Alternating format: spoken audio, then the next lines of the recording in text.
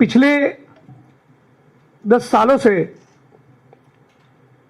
कमजोर लोगों के ऊपर आरएसएस के लोगों ने जिस प्रकार से उत्पात मचाया है, जिस प्रकार की मोदी अमित शाह भाजपा की राजनीति हम लोगों ने देखी है, जितने भी इस मुल्क में संविधान में मानने वाले लोग हैं, प्रगतिशील विचारधारा से सरोकार रखने वाले लोग हैं, विशेष तौर पे दलित, आदिवासी, ओबीसी समुदाय से आने वाले लोग हैं, उनको इस बात को लेकर कोई कंफ्यूजन नहीं कि मोदी, अमित शाह, आरएसएस और भाजपा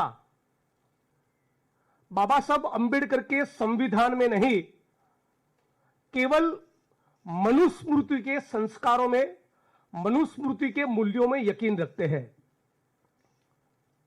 पास्ट में वो ये कह भी चुके हैं कि डॉक्टर बाबा साहब अंबेडकर के संविधान को समंदर में फेंक दो। ये लिख भी चुके हैं कि हमें भारत का संविधान नहीं, मनुस्मृति चाहिए। ये संघ परिवार के लोगों ने बकायदा लिखा हुआ है। और इसी सोच के कारण पिछले कुछ सालों के दौरान हम लोगों ने देखा कि दिल्ली की सड़कों पर संविधान की कॉपी को जलाया गया। हमने देखा कि किस प्रकार से रोहित वेमुला को आत्महत्या के लिए मजबूर किया गया, जिसको हम सांस्थानिक हत्या कहते हैं।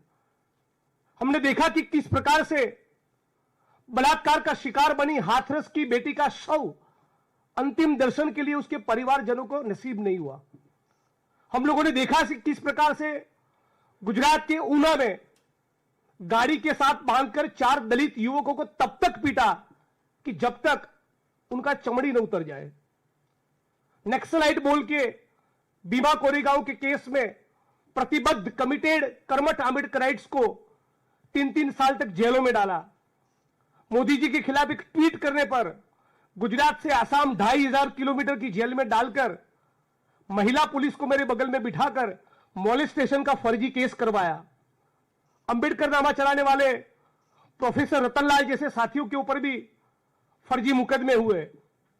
इसी सोच के कारण पार्लियामेंट के मंच से अमित शाह ने भी कहा कि अंबेडकर अंबेडकर अंबेडकर करना आजकल फैशन बन गया है। मानो एक बहुत ही डीप रूटेड कोई घृणा हो, नफरत हो, उस प्रकार के भाव और टोन के साथ अमित शाह ने बाबा साहब अंबेडकर के लिए इस प्रकार के शब्दों का प्रयोग किया था। मतलब कि यह दिखाता है कि उनकी रगों में सिंदूर हो न हो, इन संघी भाजपाइयों की रगों में मनुस्मृति की धारा जरूर बहती है।